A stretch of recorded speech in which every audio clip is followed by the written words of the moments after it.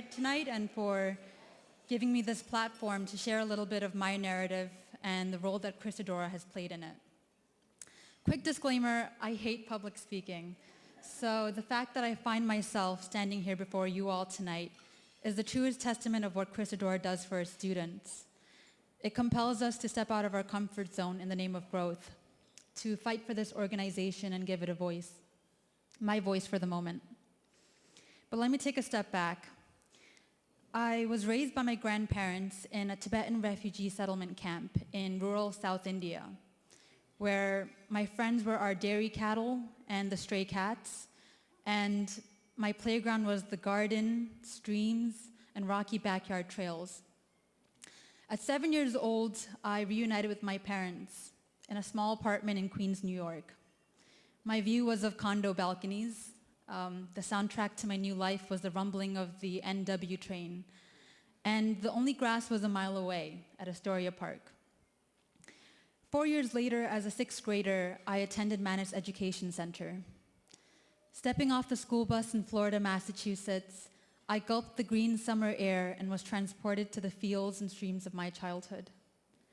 It was this reminder of home that would bring me back to Manus for 6 years in a row, becoming a staff member in my last.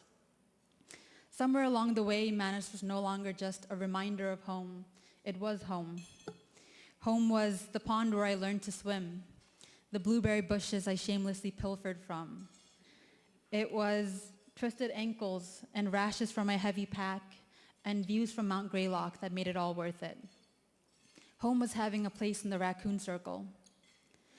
It was where I first gained a semblance of individuality, of an existence outside the apartment and separate from my sisters, although all three of them eventually followed me to these various Christodora programs, and one of them actually followed me here tonight. But my involvement with Christodora extended well beyond my time at Manus.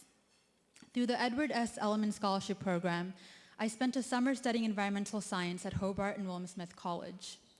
I learned everything from the geological history of the Finger Lakes to biodiversity of bogs and proper sampling techniques and how to analyze freshwater tests. But I also learned a lot more about the American higher education system, from dorm room etiquette and cafeteria habits to the importance of office hours and stimulating discussions with classmates. I filed everything away for use at a later date, when even the most minute of details might come in handy as an undergrad. I was able to dip my feet in the water through this program. I eventually fell headfirst, finding myself on the campus of Cornell University as a first-generation student. At Cornell, I saw that, like myself, my first-generation peers brought with them to move-in day not just shower caddies and mini fridges, but the heavy burden of their family's expectations.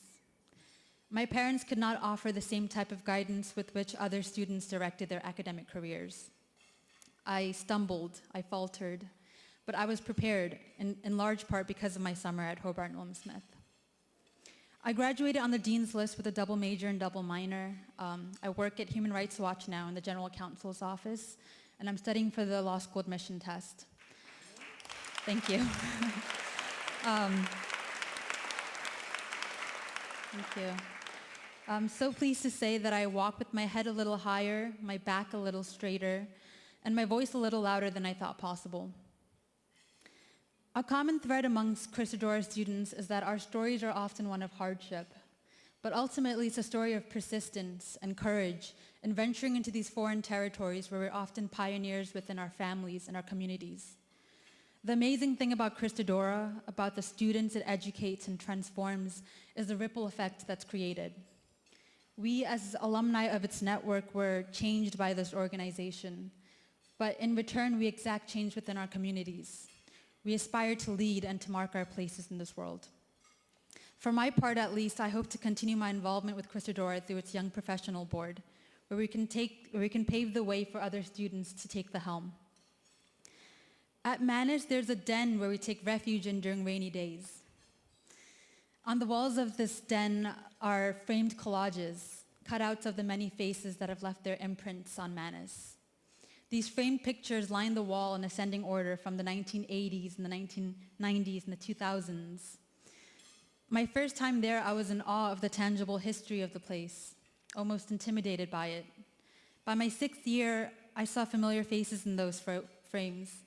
Photos of myself, my friends, Chef George, my outdoor educators.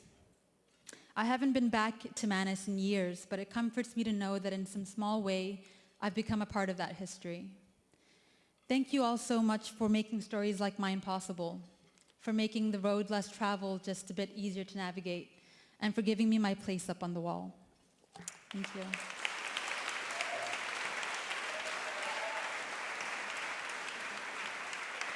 So beautiful. Let me give where's the photographer? There, you hold that.